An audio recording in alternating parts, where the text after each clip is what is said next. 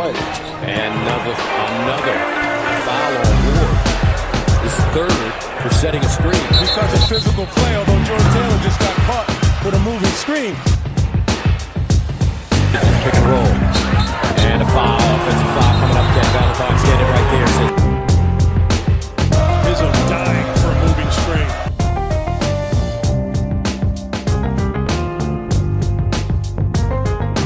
Welcome back, everyone, to another edition of the Moving Screen Podcast. Congratulations to the Michigan State Spartans for winning the Moving Screen Podcast Bowl.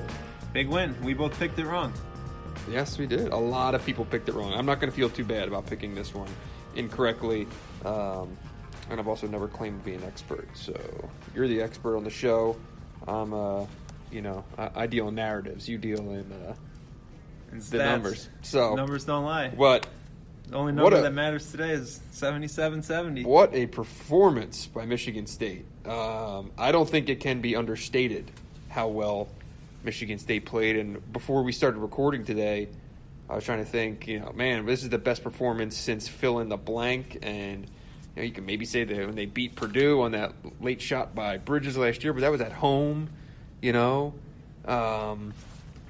had that North Carolina game last year, they really dominated them. Where was that game? That was at Breslin also. Or no, that was in Portland. Yeah, they played really well that day. The Notre Dame game last year, they played especially well. But this was a rivalry. This was a jacked-up atmosphere. I think a lot of people walked into this building today, foregone conclusion Michigan was going to win this game. I think the fans came in that way. And, 12 minutes left. I think Michigan might have felt that way. And up, 6 to go? 6 points? Up 6. They were in position to be in position to win that game. But, man, Michigan State beat them at their own game. I'm going to start off with the stat that I just tweeted that I think was most surprising and probably most impressive to me. Obviously, the turnovers is a great number for Michigan State, but they're only credited with 4 fast break points, 4 transition points. Now, we know it's a kind of a weird number, and sometimes people can go back and forth, but this was a half-court game. It was and Michigan knew it had to take that away, but I think at a certain point, Michigan State adjusted and just realized. I think those two things kind of go hand in hand. Not running at a breakneck pace all the time. Probably turn the ball over a little less. Mm-hmm. They realized that the best way to win this game was to just slow down the game, execute in the half court, and just really let Cassius Winston operate out of the high ball screen. It's basically what Michigan's been doing offensively for the whole season. Michigan State beat Michigan at its own game. Half court sets, ball screen offense, let your point guard go to work. Michigan State had the better point guard today. Without a doubt. Xavier Simpson had some good flashes, good moments, made some threes. He was the leading scorer. Didn't get much at it from his teammates. He ran in defensively. He ran into a point guard playing, I think, at the highest level right now in college basketball. I think Cassius Winston's clearly the Big Ten Player of the Year right now. I think he is in the conversation for first-team All-American. He's certainly second or third team, with a bullet without a doubt. But he's certainly the Big Ten Player of the Year. I thought he would have, even with a bad game today, I think he would have been still the front runner for that. Likewise. He really this was a master class. And Michigan State's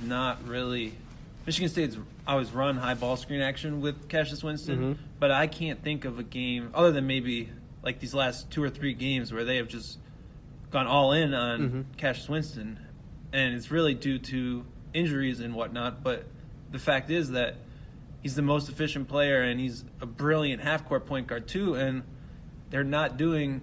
Some of the other options are important; they're good, but we're not more efficient than Cassius Winston. And Michigan messed up some switches. That there were some defensive breakdowns and things like that, but there were a lot of plays that Michigan played straight up, played them fine, and just got outplayed, and it was just a guy making a play, finding his man or making a shot for himself. His in-between stuff was on point, making all the floaters, all the little crafty things that he can do. They couldn't keep him out of the paint. And then when he would get out wide or anything, he just has that amazing vision where he can either burn you down low or flip it all the way to the other side and find the open man. He was just really locked in, I think, on their game plan and knew what Michigan was going to do defensively. And on the flip side, it was the opposite. Yeah, Michigan State completely changed their ball screen defense, Correct. which is something Michigan State doesn't do. I mean, we didn't talk on this podcast, but last year, both Michigan and Michigan State games, the big story was that Michigan State didn't switch ball screens. Yeah. And that is something, like, a lot of teams don't switch 1-5 ball screens. It's rare, and great defenses usually don't want to deviate from what made them great. You don't see Wisconsin going out and switching ball screens. You don't see Virginia all of a sudden switching 1-5 ball screens, and you don't see Tom Izzo switching ball screens. I think probably took a long look at what happened in those games last year and realized that you're going to have to do that, and it's also easier to do that, again, with Xavier Tillman instead of Nick Ward. Yes. I think Tillman played a hell of a game. I was shocked that he was able to play that game and play as many minutes as he did and really outlast John Teskey, who plays that many minutes every game. But Michigan State's switching, and they also went under just about every Cassius Winston, Xavier Simpson ball screen, which really is something Michigan's seen before, but I don't know if they just expected it from the jump like they saw it today. And stuck with it. Like, when Xavier, he made a couple threes early, but they basically stayed with what they were doing. Some teams could have freaked out, right? Maybe, shit, what were we thinking? I can't believe we abandoned what we do. Let's just go back to normal. And then suddenly Michigan can get them on the yo-yo, and now you're worried about Xavier Simpson, and you forget, and suddenly John Teskey's picking and popping. Like, they stayed with what they were doing so well, and Xavier Tillman defensively is just, it makes him a completely different team in the half court. And let's stick to talking to defense here, because we can end up bouncing all the way around. So maybe break it up into segments that way. So from where you were watching up a little bit higher than me, I didn't mean it that way. I didn't mean it that way. I did not mean it. It's hard when you're low because you can't really see some things. But Tillman and Teskey and the switches that they were they switching? They're switching a all lot. game. They're going under a lot all game. So, and they weren't even really hedging, were they? It was just straight switches. Yeah, well, they were staying down and going under, and then they would switch. It seemed like kind of late in the clock. And what's crazy about it is, for the first 30 minutes of this game, Michigan was playing one of its best offensive games of the year. Yeah. So it's hard to look at, to pick that apart and figure out what worked, what didn't work.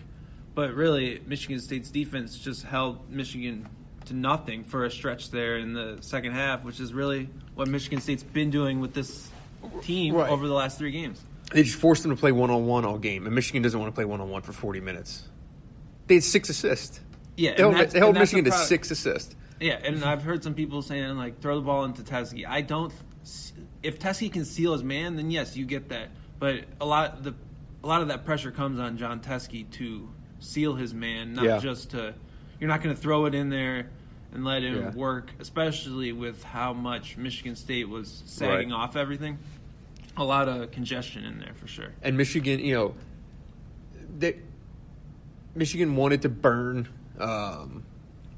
Michigan State on the baseline a lot, and none of this stuff was there. Nothing was there that was designed, and it was, a lot of times because guys were backpedaling with the ball or stuck into one-on-one matchups, and how many design plays actually went bang bang, find a cutter or something like that and get an easy look. It seemed like even though they did score 70, which is only the second time they've done so since January 13th, that there wasn't a lot that was just easy, on the chalkboard, right? Beeline style. Yeah, and there's a reason good defenses try to not give up a lot of assisted field goals, because it's always going to be harder to create your own offense. So by switching everything, you're putting that pressure on them.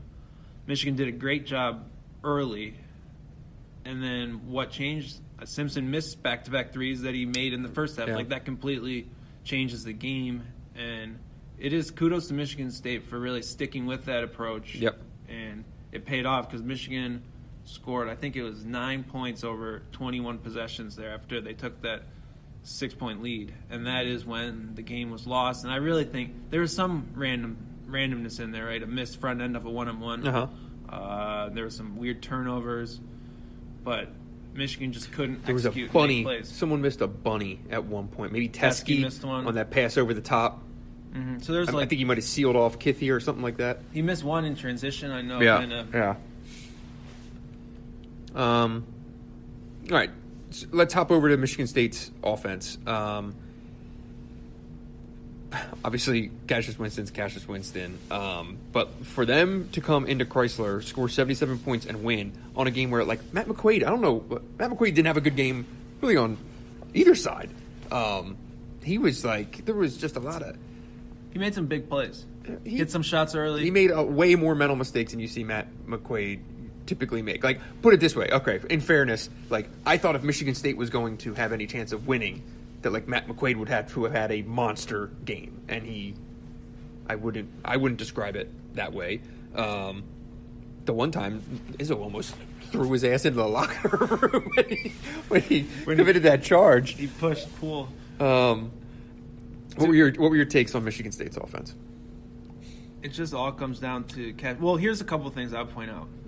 Kenny Goings hit those early threes, and it's really, really hard to guard a spread ball screen with a stretch four. And that's why Michigan is so good this year in a lot of ways, because that's why Michigan always plays small, because you need to create that spacing. And all the kind of roll replace action that Michigan State does where one big pops and the other rolls, that's really hard. That was just really hard for Michigan to guard, and it worked, and they were able to change it up just enough, and I don't know that the reason you'll see Michigan run more and more high ball screens every year is because there's always an out, right? There's always a read, there's always a play, and you can create an open shot. If you have the best point guard in the conference, he found every out. He made late clock shots. Right. He found guys across the court. I mean, it was just It's a clinic. a clinic by Cassius Winston. Yeah, I mean, he was the best player on the court, had the best game. He didn't make a three. And he's one of the nation's best three-point shooters. That was just a guy who just had his hands on the game. It was probably very difficult for John Beilein to watch, because it was just, man, I'm sure his head was spinning a little bit about the possibilities. I think this is just who Michigan State, I think Michigan State just has to be all Cassius Winston ball screens. Yeah, totally. And that's not what Michigan State was 2 weeks ago. Yeah. It basically not changed their offense, but really changed their offense kind of over night. And I mean, I saw a stat. I don't have the exact stat, but someone tweeted about how many Cassius Winston ball screens they were in the second half against Rutgers, and this was really the exact same thing. Yeah. I do wonder if you get him in the honest moment, the staff from Michigan saying, how much were you coaching for against Michigan State and how much were you coaching against this version of Michigan State, right? Because when you bang your head against the wall against the same team so many times and you have your go-to, okay, we do this when they do this and we do this when they do this and da-da-da-da. So who's banging their head? No, Michigan's coaches or Michigan State's coaches? I'm wondering if when as a staff you bang your head against the wall coaching against the same team all the time. Okay. And you have we do this, blah, blah, blah. If that's the way you're used to coaching against that team, I wonder, in this instance, if it was playing Michigan State, this is what we do, this is the film that we show, da-da-da-da, as opposed to, Michigan State in the last 2 games has basically just done a completely different or lived with a completely different identity, and that's what you needed to coach against. How many post touches for Xavier Tillman today? Maybe one or two. Right, you're coaching. You're ready for the high-low. Right, we don't want to go high-low. We don't want them. We certainly don't want them to go high-low-high and stuff like that. That was just not part of Michigan. It's a different system, and what's going to be really tough, but also could be tough for Michigan State to handle is when Nick Ward comes back. Do you go back to that? What is your best outlet going forward. They're stirring some controversy now. Well, no, I mean, I think the best way for Michigan State to win is exactly what Cassius they're Winston doing. in a high ball screen. Absolutely. I think that probably would have been the best way for Michigan State to win last year too. Yes. And there's a lot of other stuff that works. Mm-hmm. The transition game still works, but it's just going to be interesting how they juggle all of those pieces. I think going into the postseason. Yeah, I think it had to have been a little bit eye-opening for Izzo and company to kind of see just how effective this is. Because when he talked about it at the end of the Rutgers game, he was like, yeah, we couldn't really get any offense going, so we basically had to resort to this. And then they just ran it for 40 minutes against their rival and put up 77 points on a top 10 defense nationally on their home court while shooting, what is it? Didn't make What a did three Michigan in the State second shoot? half. 50% from 50%. the field. With 15 assists, only 6 turnovers, because they're not out and running, right? And I still think you have to, they're still going to have a transition offense. Sure. Michigan is just This rare wasn't a case good where team to play Michigan it. doesn't allow any transition offense. And Michigan spent the last 3 days practicing transition defense. And it worked to their credit. Oh, well. It, Good.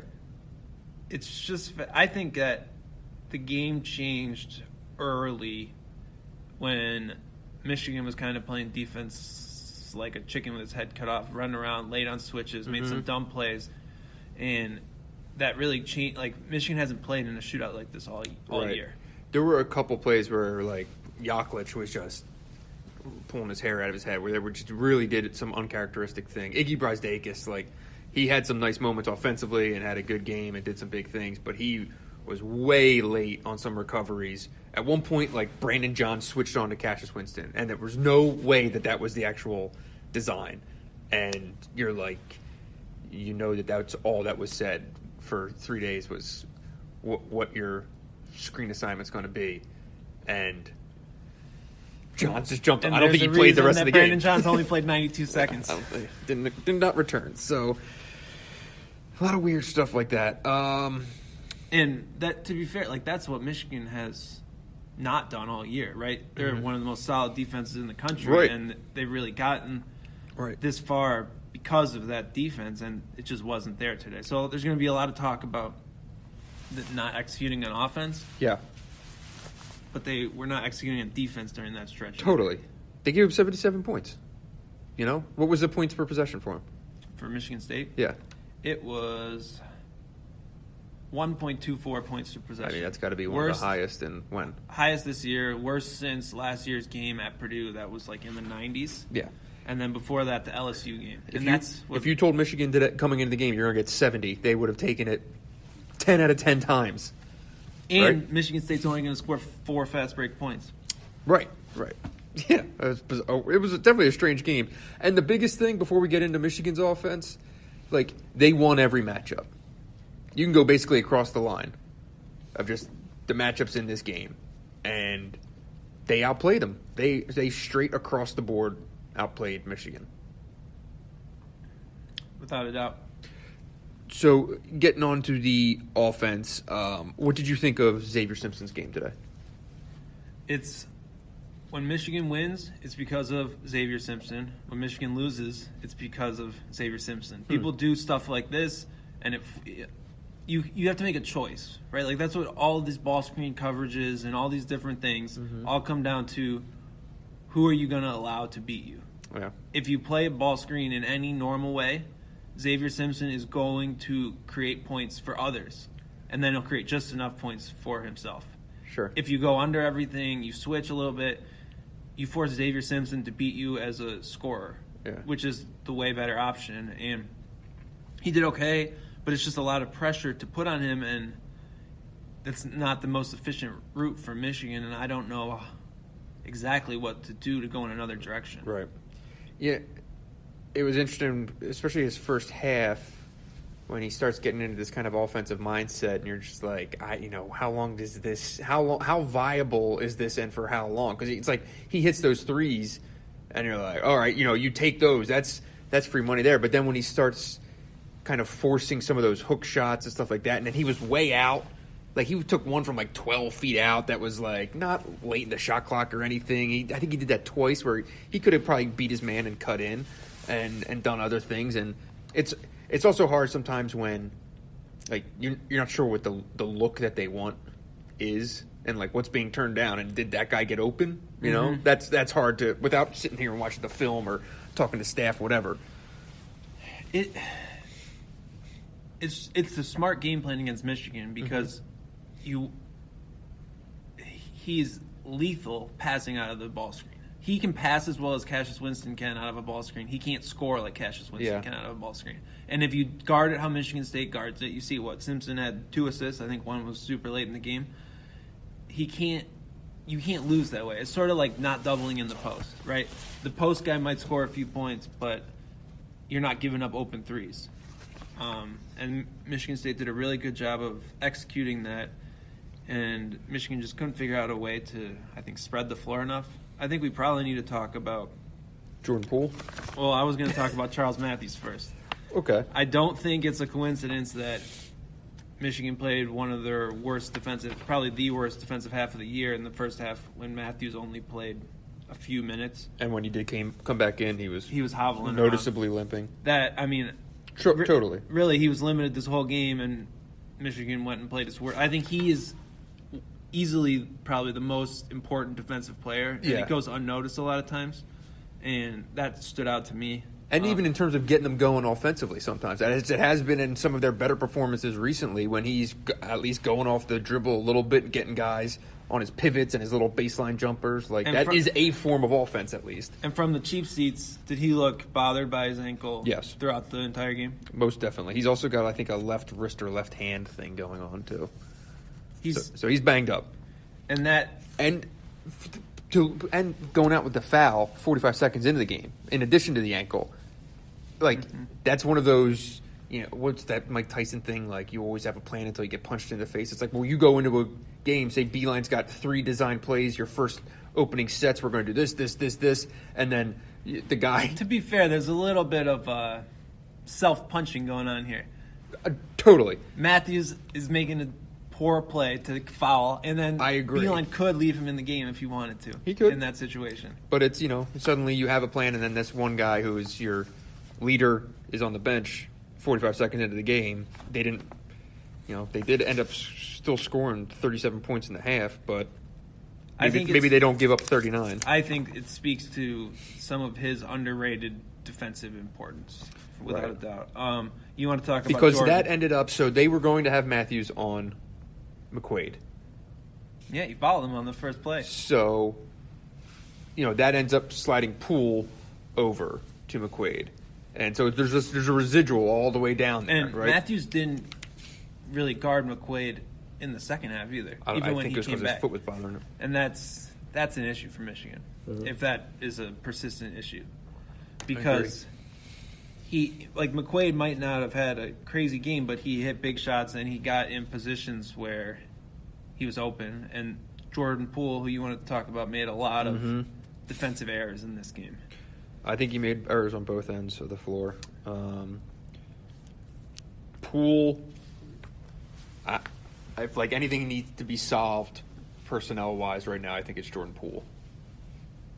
And I'm not sure what it looks like. The hard part for Michigan to solve that is Jordan Poole's backup is Eli Brooks. Right. There is no accountability by minutes, right?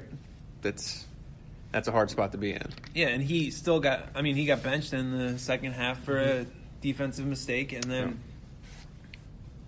it's not like you're not gaining anything putting Eli on the floor. It's just a tough spot. And Jordan Poole, on paper before the year, if you were going to say a team is going to switch every ball screen, what's your go-to option?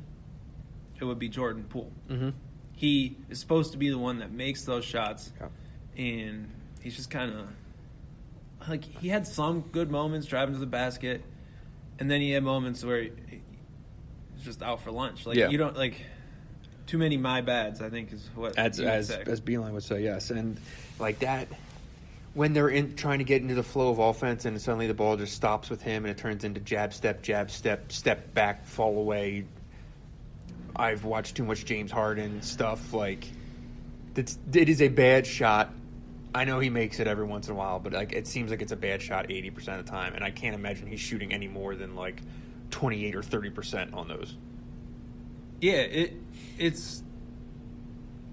there's a balance, and he's had a hard time finding that balance.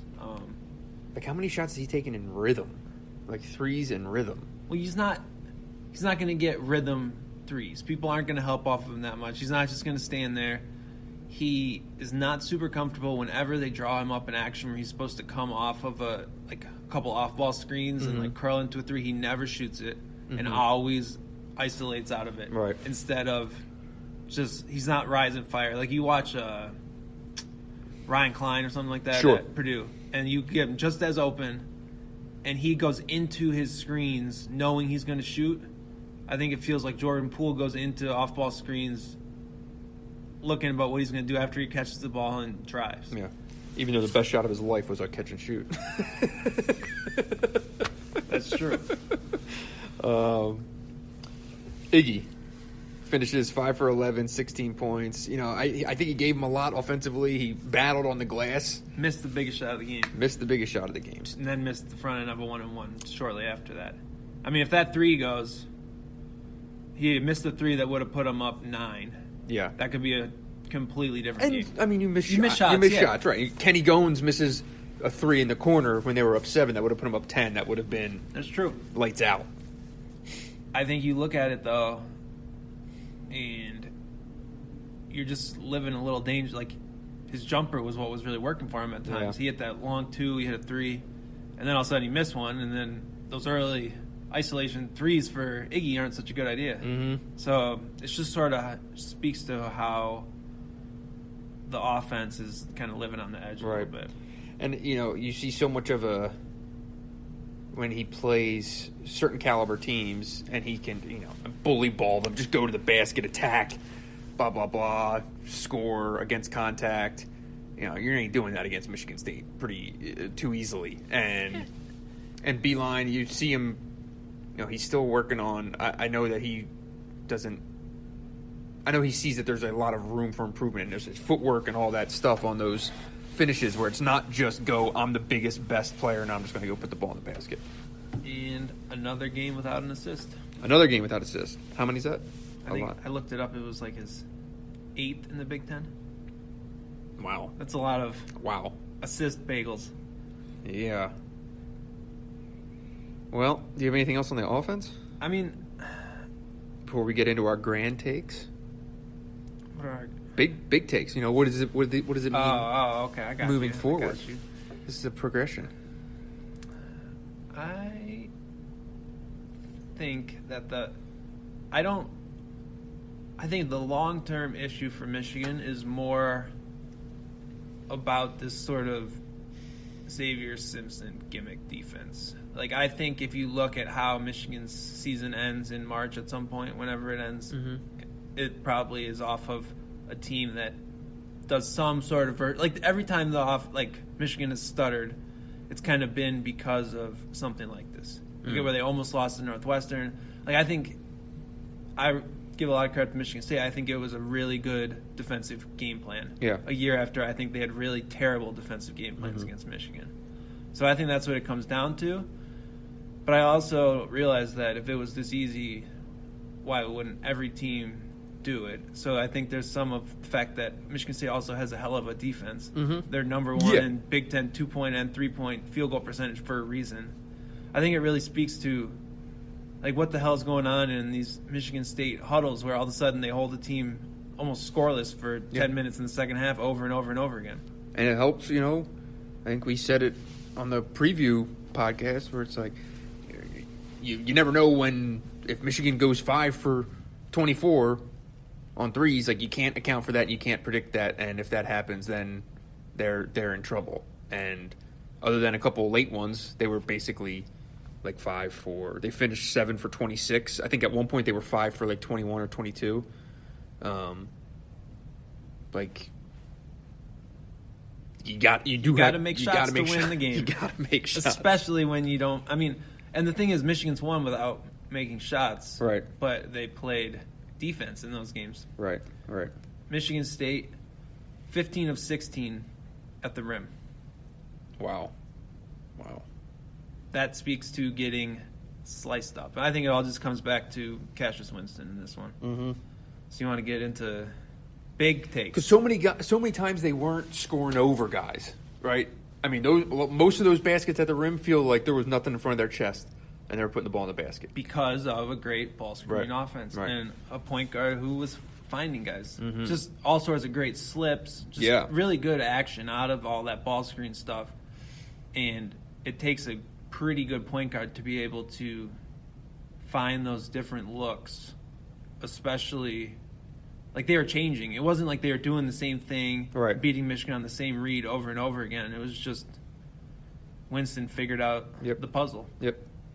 And a little badge of honor to Kyle Lawrence for giving him 22 minutes. He didn't do much statistically. He wasn't, I would not say he was a game changer by any means or anything like that, but he gave him 22 minutes of experienced basketball where he was probably in the right spot 90% of the time he was out there, and they were able to. Aaron Henry was kind of over his skis in this game. Got those two early fouls. Early and often, and he played only 15 minutes, and it didn't hurt him whatsoever. So Kyle Lawrence is a tough son of a bitch to play 23 minutes with that bad back again. He's just kind of willing to do whatever they ask of him, and that's because their starters, other than Henry, went for 31 minutes, 38 minutes, 40 minutes, 36 and a half. I also thought Izzo did a really good job of stealing minutes for Kithier. Yep. And he played well, and Michigan could not steal those minutes. Nope. And I thought, like, going into the game, it looked like they planned to bring Johns in when Kithier came in, and Johns basically got played off the floor. I think the Matthews injury threw everything off. Yeah, well, that's for sure with Livers. Yeah. That's the big problem with Isaiah Livers playing multiple spots is that he can't back up the 5 if he's backing up the 3 and the 4, and that showed. And that's how you look at it. Felt like Tillman played the whole game, but at 31 minutes, he had a little more left in the tank there at the end, it seemed like. Right. Eli Brooks was a -8 in 7 minutes. To be fair, a lot of people, there was a little bit of plus-minus boosting at the end there with some of those late For sure. threes. Brooks, at one point, was in there alongside Xavier, and they were trying to switch on those, right? Eli came in for Jordan in the second half after Poole blew, I think it was a switch, or maybe it was the foul on McQuaid, and then he threw up a desperation shot clock 3 that missed badly. Okay. All right. Big takes, my man. Starting with Michigan or Michigan State? Michigan State, to the victor go the spoils. Big Ten championship? What are you thinking? I gotta look at the schedule. Who do they got coming up? They are, where am I going next weekend? They are at Indiana. Your boys. Huh. The revenge game. At Indiana, Nebraska at home, Michigan at home. So it comes down to, and they're tied with Purdue currently. And so you're saying we're looking at Michigan State, senior night. Yep. Is there any? Wait, not are there really seniors? any seniors, is there? There's got to be. McQuaid. So McQuaid senior night. And let me make sure I'm not missing. I have a hard time. I don't want to catch any Twitter beefs. What you got? Just McQuaid. Okay, so I thought. So, Because, like, how have Kenny Goins going to be there next year? It's going to be like, right? He's a redshirt junior. Oh, he's a senior too. I thought he was a redshirt junior. Oh, he's listed as a senior. I get confused because Michigan lists redshirt juniors as seniors. Does Michigan State? I don't think so. So he's a senior. Right? Oh no, he's a redshirt senior. Yeah. Okay. Sorry. So, I have a hard time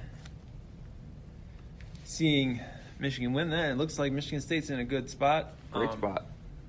I also don't really see Purdue dropping a game, but anything's possible. And you could be looking at a spot where Michigan is playing for a share there potentially if Purdue loses a game. If right? Purdue has to lose a game. Michigan wins out. Purdue has to lose a game, yes. They can win a share. But, Michigan State does the banners. They get the banner ready if it's on the line. Yeah, well, we've seen that before.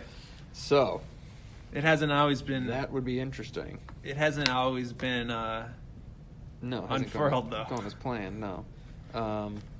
What would you put the opening line on in the game in East Lansing? Is Nick Ward back? No. I would probably put it around 5 again. Similar to this. Mm-hmm. I think there's a lot that you can't really. I don't know. I don't think you can put really the result of one game into changing the line of another game. Ken Pom line is 6. Ooh. Where would you put it? I was going to say 4. 3 or 4. That place is going to be charged the hell up if it is for like Chrysler was charged up today, I'm only putting it that low because I feel like a sweep is so hard. It seems like what I mean? These games go in sweeps. I mean, they do. The hard This part is is true. winning on the road, and It's true. But Michigan won there last year. they did. And then Don't get me wrong. I'm going to take Michigan State to win that game. it'll be It'll be fascinating, sort of X's and O's adjustment sort of thing. Totally. Because you've seen sort of a completely different way for Michigan State to attack Michigan on both ends. Right. Both teams will adjust, but Michigan has a lot to figure out. And you just look at how, like, Michigan did exactly what Michigan State expected in this game, I would say. Would you agree with that? I do. And Michigan State did completely something different. Yeah. So I would think Michigan State would do something similar when they play again, considering how well it worked. Yeah, just maybe some different wrinkles, different actions on those slips and things like that. Just, you don't just roll out the same thing, but I have to imagine it's generally the same thing. But you're right. Nick Ward's back kind of changes the look. I don't know whether that's for good or bad is probably in the eye of the beholder. It's just different. Right. And that's what's fascinating. And I guess what do you see as the ceiling? Like, where does this – this is a big win. Michigan State's, I think, got 11 quad one wins. They have more good road wins in the Big Ten, certainly than Michigan. I imagine this makes them the highest 2 seed on the board right now. In this iteration of the team, what does its if it was this version going into the NCAA tournament, is that what you're asking? Yeah.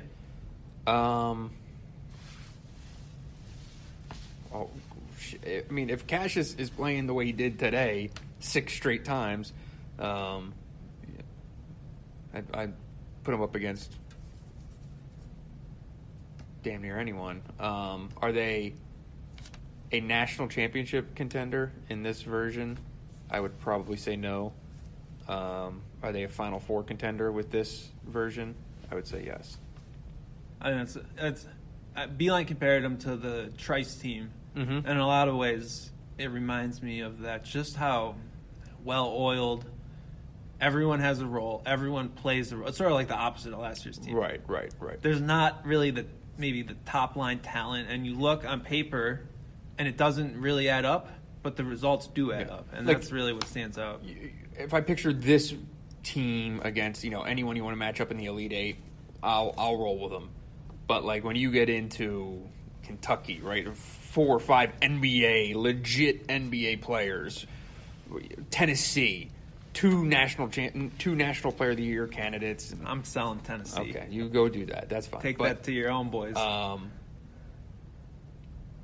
You get what I'm saying though. That kind of top level, top 5, top 4. But what you see is. But do you take them against Virginia? Look at yes, always. I've watched enough March Madness with Michigan State to know that. It would be poetic justice though if this is the team that Izzo beats Duke with. This is. I think you see it kind of. A team can get a long way. Look at Michigan last year; they were not one of the best teams all year, but they gelled on paper and they made that run. Like you can get a long way by being just a really good version of what you want to be. And going into that NCAA tournament, I would have said I like them as a Final Four. It's the same as a thing. Final Four contender, but not a national championship contender. And they were lucky enough to get Loyola in the national semifinals. It's the same sort of, yeah. So it comes down to matchups, but I think college basketball is about great guard play. Yeah. And you have one of the best, maybe the best, the best point guard in the country. I mean, he's just dominating the game. Yeah. And Michigan fans should know all about what it looks like to see a point guard dominate the game out of a ball screen like this. Big take. Is this finally the end of the conversation? It's just another chapter. There's more to come. I mean, we get potentially next year. You get potentially at least one more game. That'll be fun. It's got to go back and forth. The whole Xavier Simpson owns Cassius Winston thing that can die. He did not own him tonight. That can die. I'm done listening to that. It's more of a he owned him in the games last year. I mean, that's a fair take. Now, and Winston played poorly in a system that wasn't designed to perform well in those games. What Beeline's point was basically, he talked about that today in his post game. He said Winston had a bad game last year. It happened. It wasn't it's just a thing. But when Synergy breaks this game down, the first thing I'm going to do is look at how many ball screen possessions Michigan State used in this game compared to the games last year. I would say it would be 3 times as many. With Winston. Right. That's the difference. I mean, that's what he should be doing. Right. And it's just, I don't know how you stop it. Right. I guess the stretch 4 being, the shooting isn't that reliable. They didn't make a 3 in the second half. That could be, I guess, the weakness. But, what if you're Michigan, what do you change with how you guarded Winston today?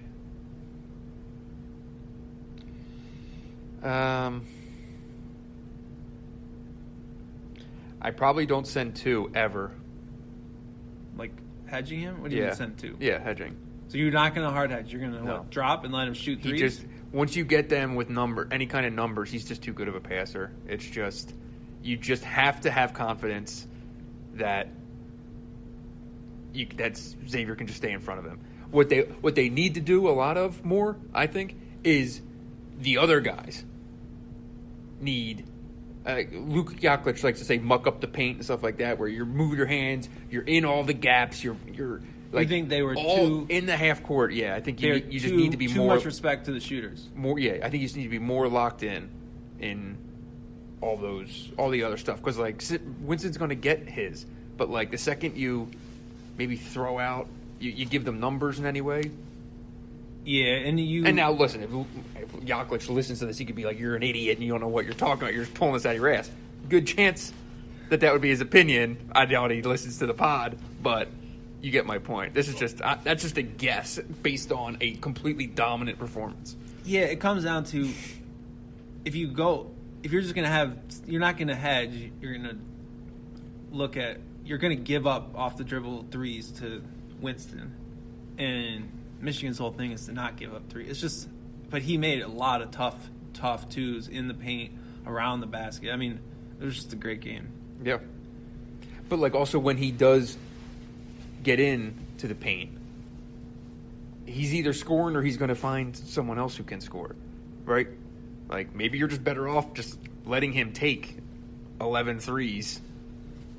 Yeah, I mean, watching this, it's hard to say. I mean, yeah, right. I don't know. So Michigan, what's your panic level for Michigan? This is now a big week for them. What's your panic level, 1 through 10? Panic level for Michigan fan base should be 6, 5 or 6. Okay, probably 6. Explain yourself. I mean, Charles Matthews' ankle, Jordan Poole still seeming to be kind of out in the woods a little bit. There's no magic switch that I think is going to turn Poole into the guy that everyone wanted him to be this year. I think that's kind of gone, and I don't know if you can coach around what he's giving you right now. Yeah, how do you explain Jordan Poole? Man. How do you explain this sort of crazy? Like, he didn't miss in December. Right. He's just like a different player. I mean, would you say he has the same shot selection right now, or do you think he has worse shot selection right now?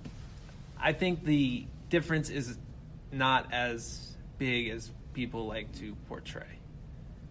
Okay. It's tough because there's some times where it's like his attitude and his moxie and all that stuff, the way he carries himself, you're like, that's who he is, and that's why he's so good, and blah, blah, blah. And then there's other times where he's not playing well, and you're like, I don't think there's any room for that right now in the way that you're playing, right? And he was doing some jawing out there today and blah, blah, blah. And Xavier at one point, I think, was more angry at him than at the guy he was talking shit to. And, there's just kind of those, hey, man, just make the play in front of you. Just make the play in front of you. Make the pass. Take the shots that are there. This isn't a system that's made for you to be what Cassius Winston is at Michigan State right now. This is not built around you being an All-American or an NBA player. How do you fix that? Man. Well, if I knew, they'd be paying me $4 million. But how would you fix it? You can't really use the bench because you can't use the you bench. don't really have a bench, and you need some of. It's a fine line between that over the top shot jacking and hunting good shots, because they do need someone that can do that. Sure. And that's what's really tough, I think. I don't have an answer to your question. Do you have an answer? No, I don't. I don't know that John Beilein has an answer right Right. now, and I think right now, if you have to look at it, the season probably comes down to finding that answer. I agree. At the right time. I agree. Yeah, I don't think there's any pixie dust to sprinkle on that and just make it something that's different. His only 2 threes were those The late ones? 2 late ones. So he started 0 for 6. Well, that's not going to get it done. What would your panic level be? I would say that there's a bit of a reality check. Michigan still does not have a good road win, I would say. Mm-hmm. They still have not beat a good Big Ten team on the road. They could still do that. They go to Maryland and Michigan State still. But that kind of speaks to this team has never quite, I guess, found itself consistently in Big Ten play since Big Ten play restarted. They've been able to keep bad teams. Well, and then, to be fair, bad teams in the Big Ten are not that bad. They've been winning games against, they haven't had an instance where, I guess, Penn State, but they've sort of been just kind of up and down and never really been able to get to, I guess, that ceiling we saw early in the year. When have they played a great game? Only early in the year, but then there's going to be the juxtaposition. Put it this way: if this year ends with them getting bounced in the second round to whatever, what seed are they going to be? Say they're a 2 or say they're a 3 seed. I think they're still pretty much a 2. Okay, depending on, I guess, the last 2 weeks. Yeah, I mean they could end up losing 3 of their final 4 games of the regular season here. There's a chance. Got to play them. I understand. I'm just saying there's a chance for a couple L's, and they could slip down to a 3 line. Either way. Yeah. Say they lose 2 in the second round, okay, as a 2 or 3 seed. The story after the season is going to be they played Villanova when Villanova was crap. They played North Carolina. I'm just telling you, that's coming. I think it'll be peak too soon. That's the story. But maybe. I also think it's eerily similar to the 2013 season. That team... The 12-13 season? Yeah. That team that started undefeated. Right. They went and got just blown out at Michigan State. Right. They did come back. They did come back and beat Michigan State at home. but they lost, 5 of their last 10 games in the regular season. Got bounced early in the tournament, and then went and they were the team everyone picked to lose because they weren't playing well, and then they kind of figured it out. Yeah, but they had a magic switch to National Player of the Year flip, which was Mitch McGary, and they had the National Player of the Year. Who was your point guard? Yeah, but the difference in that tournament run was Mitch. Yeah, right. And there's no Mitch off the bench here. Not that I know of. Maybe Colin Castleton could break out, but.